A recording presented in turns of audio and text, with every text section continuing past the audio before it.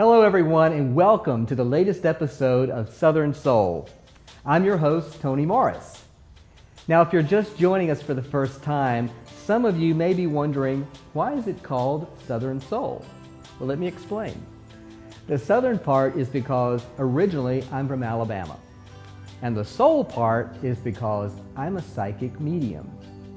And on Southern Soul, what we like to do is cover a lot of different topics as it relates to the world of spirituality. We'll also cover some aspects about my career as a psychic.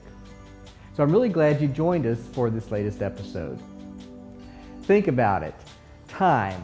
Yes, that's right, time. Time is a constant factor in all of our lives. We hear about time all the time. You know, whether it's time of our lives, too much time on our hands.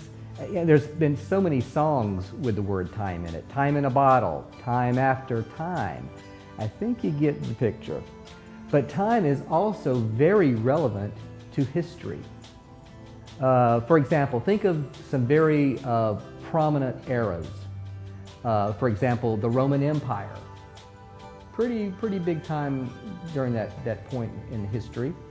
The Ming Dynasty over in the Asian part of the world. Even the golden age of Hollywood, you know, here in the US. I mean, that was a very specific era as it relates to time. Now, in the spiritual world, time is a little bit different. It's all fluid. It's all constant. And it's very interchangeable. It's hard to separate the past, the present, and the future in the spiritual world because it's all there together. Even whenever I do my psychic consultations, that's, you know, for clients, a lot of times I'll pick up on people's past, certainly their current situation, and their future. And that's because in the spiritual realm, it's all there together. And on today's episode of Southern Soul, we've got a very special treat. We're going to have a very special guest, Peter Wright, who is a certified hypnotherapist who specializes in past life regression work. But before we bring Peter out, one of the things that I always do on Southern Soul is take your questions from our viewers. So let's take those 3 questions right now. Okay, first question. Have you ever physically hurt yourself during a psychic consultation? No, I've never hurt myself. Meaning, like, I'm not a stunt man. I don't do these crazy stunts in Hollywood or whatever. And I'm not a construction worker or a professional athlete for that matter. So as far as physically hurting myself, there's probably not that much of a chance. But I think I understand what you're getting at too. I do believe in protecting myself. That's right. You as a psychic, you can do some sort of psychic protection. And one way in which that I do that is by saying a blessing before each session. I always ask that this session be protected, and also its intention is for positive, healthy, healing, progressive reasons. So thank you for that question. Number 2, I've read your blog. Well, thank you. What type of reactions have you received from readers over the years? Well, yeah, I've been doing the blog for almost 6 years now, and I have to be honest with you. Before I started writing the blog, I was a little apprehensive because I said to myself, it's like, Tony, do you really want to create more clutter in the world? You know, because people get, junk mail, they get, in social media, you're being inundated. And the last thing that I wanted to do was create more clutter. But I have to share this with you. I've been very pleasantly surprised the type of responses that I've received from people from all walks of life that connect with certain blogs. Some of it is probably some of the more psychic material people connect with. Some of it are life lessons, some of my personal experiences that people can relate to. And so it's been a very positive experience. And if you haven't had a chance to read the blog, it's on my website, tony-morris.com. So see for yourself if you like it or not. Thanks. The last question, do songs ever come to you during a reading? Yes, Sometimes I'll just hear the title of a song, and like I'll ask a client, say, why does the song Moon River mean anything to you? And the client will come back and say, oh my gosh, yes, that was my mother's favorite song. And the next thing I know, mom comes through with a message. Or I'll hear certain songs that may be relevant to a particular time in that client's life. I remember I asked one lady one time, I said, why am I singing the soundtrack to the movie Grease? I mean, it's like coming in loud and clear. Grease is the word, hopelessly devoted to you, all those songs. And she started laughing. She says, that movie is my daughter's and my favorite movie. We never tire from watching it. And so that led to a deeper discussion on the relationship of mother and daughter. So yeah, songs do come in quite a bit during sessions. Okay, speaking of songs, I've got a little bit of a treat for you, if you want to call it that. I think I mentioned today, earlier in the opening, that our topic is past life regression. And I thought, there's a song that is quite relevant to that topic, at least whenever I hear the lyrics. So with your kind permission, I'm going to attempt to sing. Okay? It seems that we have stood and talked like this before. We've looked at each other in the same way then, but I can't remember where or when. Some things that happen for the first time seem to be happening again. So it seems that we have met before and laughed before and loved before, but who knows where or when. Okay, you can take your earplugs out now. Thanks for listening. But that song, if you listen to the lyrics, it is quite relevant to our topic of today's show, past lives. And in just a second, we're going to bring out a noted expert, a certified hypnotherapist, Peter Wright, where he's going to share a lot of insights on that topic. So stay tuned.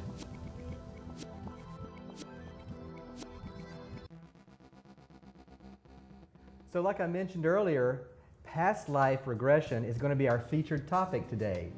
And I'm very excited to welcome our very special guest, Peter Wright. Now, Peter is one of only 46 in the entire country who is a board-certified past life regression hypnotherapist. Is that right? That's correct. And you've been doing this for how long? 26 years. 26 years. And you're based in Santa Barbara, right? I certainly am. Great. Well, I'm really happy to have you on the show because this is a topic that I'm certainly fascinated with, and I'm sure a lot of our viewers are as well.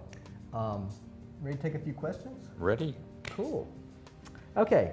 Some of our viewers, they may have heard the term hypnotherapist or past life hypnotherapist, but they may not be exactly sure what that means or what it completely entails. Could you elaborate on that? Sure. All hypnosis is focused concentration, so that it's very easy to go into that place of deep relaxation. And all hypnosis is self-hypnosis, so you're in charge, but I'm there to help you go into a very, very deeply relaxed place. And it's very similar to going to a movie, a sad film, and when you cry in a movie, you're in trance. It's very natural. You go in and out of trance every day when you're ever focused doing something that you love or don't love. Right. It's very easy to go into hypnosis. Wow. And your background's very interesting too. I mean, you spent a number of years in the nonprofit area of the communities. How did you make the career shift, or how did this career evolve, this current career? When I was a kid, my older brother had a comic book collection. He's 3 years older than I, and I may be 7 years old, 8 years old, 9 years old. I love these childhood stories, by the way. Very important. Yeah. So he had a Superman comic book that really attracted my attention. And back then there were advertisements in the back pages of comic books. Uh-huh. And there was an ad for a book called How to Hypnotize Your Friends. And I thought, Really? wow. In a comic book? In a comic book. Oh, that's funny. Yes, indeed. So I thought, I want to buy that. But I didn't have any money. So I went up to my father, who was a mortgage banker, and I showed him the ad. Uh-huh. And I said, Dad, I really want to buy this book, but I don't have any money. Can you help me? And my father looked at the ad and looked at his loving son and said, that's the stupidest idea I've ever heard. It killed it for 15 years. 15 years. So I came back to Washington, D.C. And wait, how old were you when you saw the comic book? Maybe 9 years of age, something like that. Very, very young, okay. So I came back to Washington, D.C. with my master's degree in international relations. Okay. And began taking classes in hypnotherapy. Wow. So it's the passion that I have had since I was a kid. Wow, see, I love those stories when you had the connection ever since you were a child. You know, with me, I always knew I wanted to be a writer or communicator, and I would write short stories. And with you, you had this passion ever since you were a young child too. So you can't ignore this stuff, folks. Exactly. Okay, how does, speaking of past lives, how does tapping into our past lives help us in our current physical existence? Good question. Okay. My focus of my practice is very results oriented. So clients come to me with issues they're seeking to resolve. Okay. Anxieties, fears, phobias, whatever that might be. They're all out there too. They're all out there, exactly. We all face them. Yeah. Part of the human condition. And so I take them into a very relaxed place of trance where they hear the traffic outside. They're just simply focused on whatever it is that we're seeking to resolve. I connect them with their own inner wisdom, their higher self, and invite that part to come forth and be our partner in the session. Wow. And so, for example, I had a client several months ago who's a physical trainer in Santa Barbara, and he discovered that his higher self is named Bart. Bart? Bart. And to him, Bart looks like Superman. Whoa. Well, how appropriate for a physical trainer to have Superman as his higher self. Makes sense to me. So we find out what that part looks like, sounds like, feels like for the client, and then we ask that part to take us back to the cause or source of the particular issue, by whether it's in this life or a past life. And then I invite the client to get out of the way. Get out of the way. And allow that story to unfold. Is that kind of a common happening that people clutter things up and don't allow things to kind of come forth? No, it's just you're in a very relaxed place, and it's easy to trust the first thought, the first feeling, the first image, the first voice, the first whatever you get that's coming from within you. Because I find that so many of our answers are inside of us. Yeah. We can just get out of the way.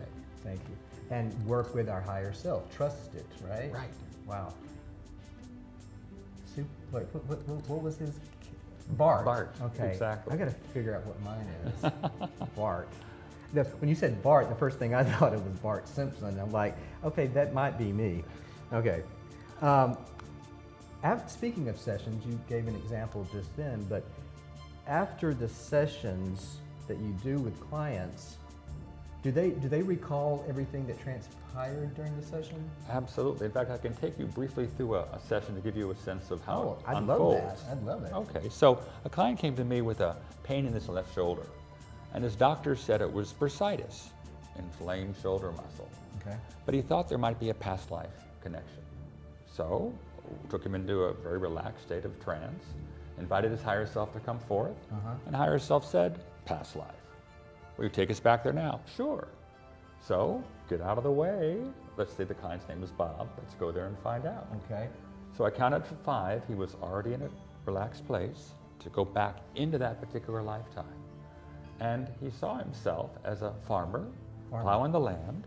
Okay. We go to the next important event when something changes. I met a girl, he said. Oh, we've fallen in love. Great. Next important event. We're getting married. Wonderful. Next important event. She's pregnant. Oh, excellent. Next important event. Rumors of war, but it's not going to affect me or my pregnant wife because we live in the middle of nowhere. He shared with me about this story as it unfolded. Because he's a farmer. He's a farmer, exactly. So, next important event, the invading army comes marching across his land and takes him with them, to fight for the enemy. Oh, wow.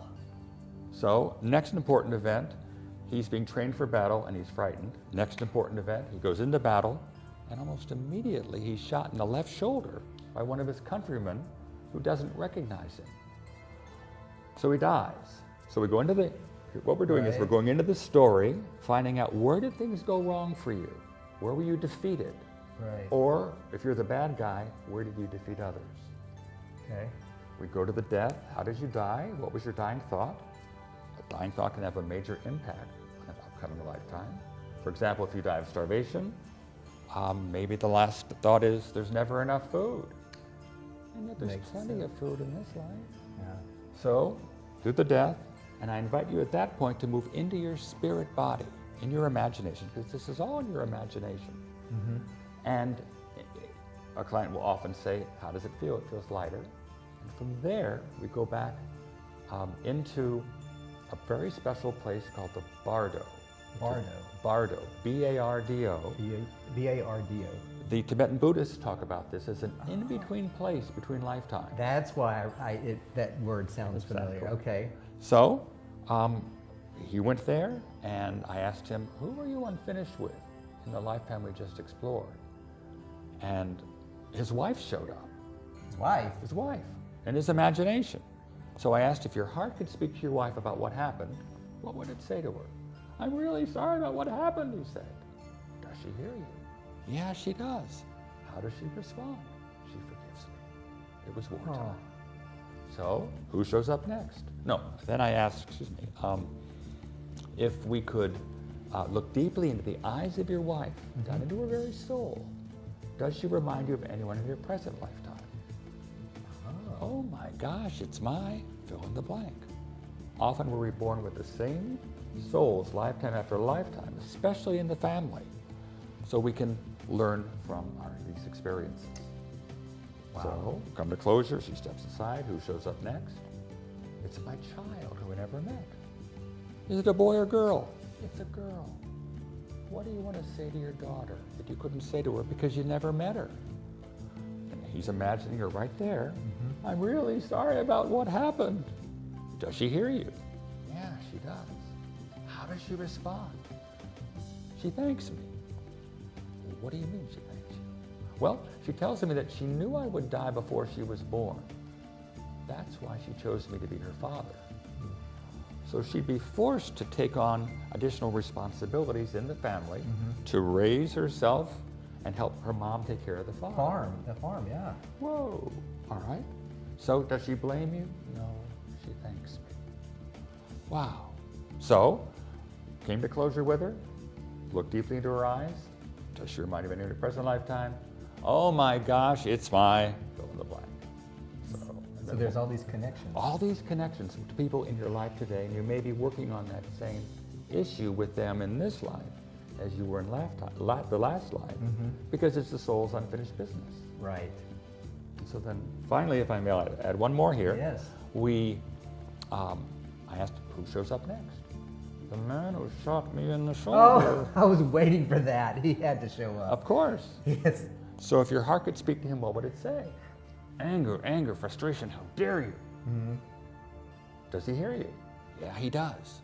How does he respond? He was just as frightened as I was. Makes sense. Okay. Well, you know that somehow you survived that experience because you're alive and well and relaxed in my recliner. So you got through it. Right. And looking back, you did the very best you could do in that life. Otherwise, you would have made other choices at the time. And the same is true of the guy who shot you. And often that can create a sense of forgiveness on both sides.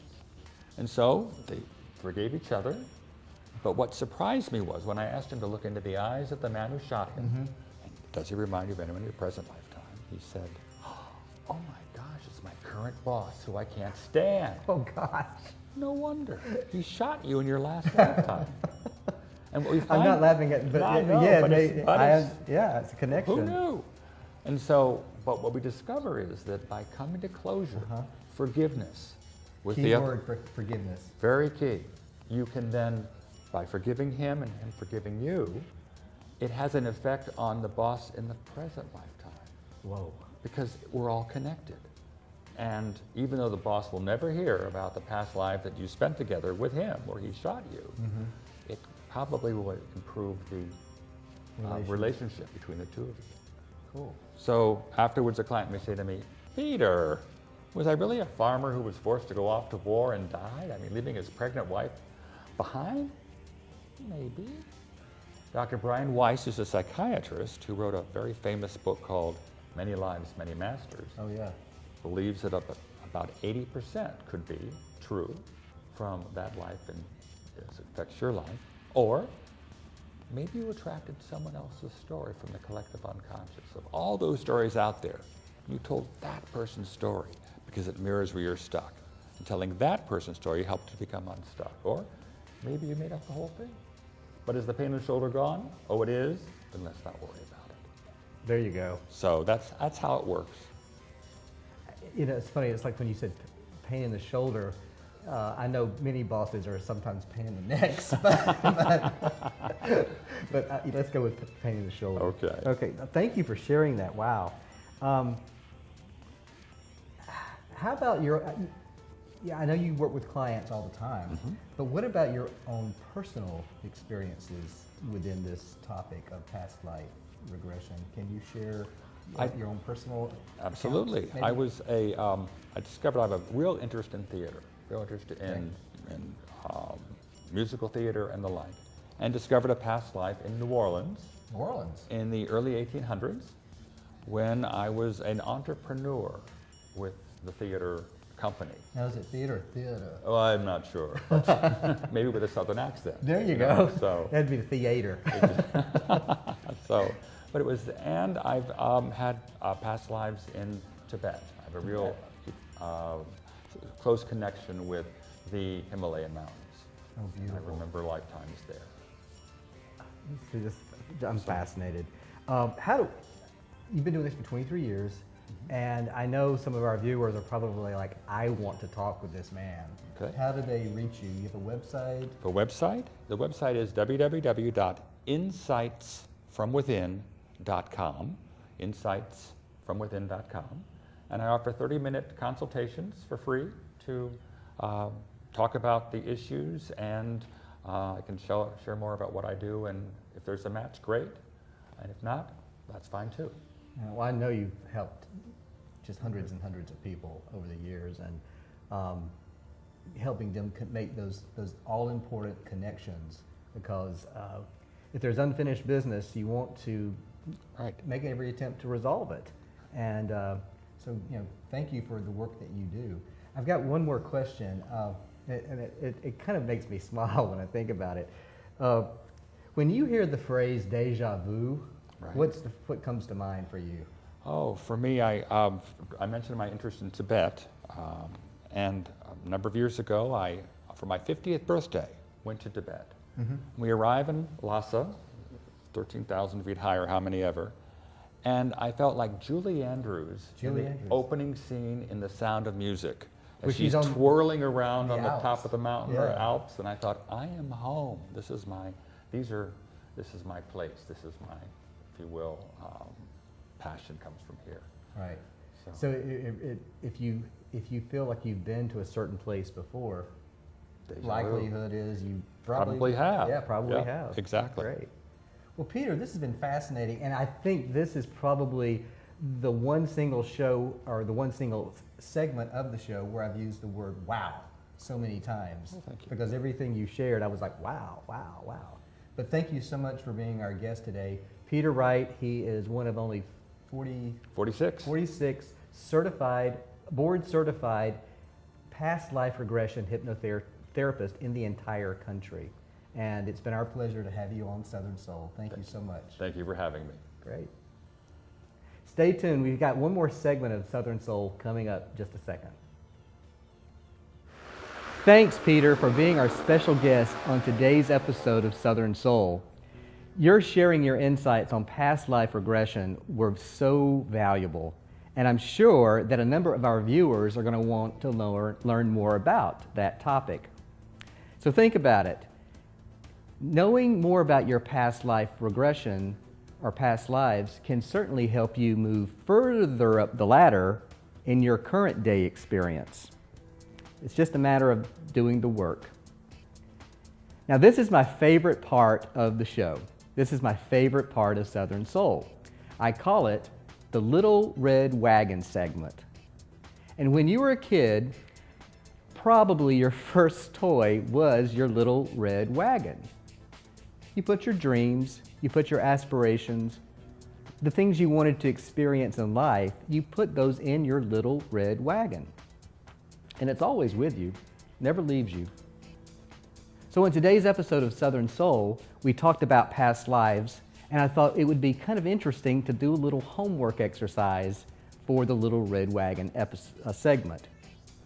So take a piece of paper, write down 3 historical eras or periods or even places that you have a fascination with. 3 eras that you feel connected to. Put those in your little red wagon. So let's take it another step further. Identify 3 events, things, or even people connected to those 3 eras. Put those in your little red wagon. People, places, or things that you feel connected to that are connected to those 3 identified eras. Now here's where the work gets really involved. You're probably asking yourself, why? Why am I fascinated with those particular eras, or those people or places or things connected to those eras? Is there a connection? Do I have a connection with those places, with those eras? And the most important thing is, what do I want to learn about the connection? What benefit from knowing more about my past life is going to assist and better me in my current role? Now, I have to share something with you. When I did my past life work several years ago, ever since I was a child, I've always been fascinated with Easter Island, that remote island located in the middle of the South Pacific. I love the statues. I was fascinated with the history of the place. I always wanted to learn more about it. I was watching documentaries all the time, reading books about the place. And this place was, like I said, the most remote island on the planet. So sure enough, when I had my past life regression session, where was the first place I went to? Easter Island. And I was very fortunate to get to go to Easter Island 4 years ago. From the minute I landed on that island, which is formerly called Rapa Nui, and until the minute I left, one magical thing after another happened to me. I had these incredible experiences, and I took all those experiences back with me whenever I came back to the United States, and incorporated them into my current day existence. And that's what you can do too with your little red wagon exercise for today. Thank you so much for joining us on the latest episode of Southern Soul. I'm so glad you tuned in. And until next time, keep rolling. Go for main engine start. T-minus 10, 9, 8, 7, 6, 5. All 3 engines up and burning. 2, 1, 0, and liftoff. The final liftoff of Atlantis on the shoulders of the space shuttle. America will continue the dream. Program, Houston. Roger, roll, Atlantis. Houston now controlling the flight of Atlantis. The space shuttle spreads its wings one final time for the start of a sentimental journey into history.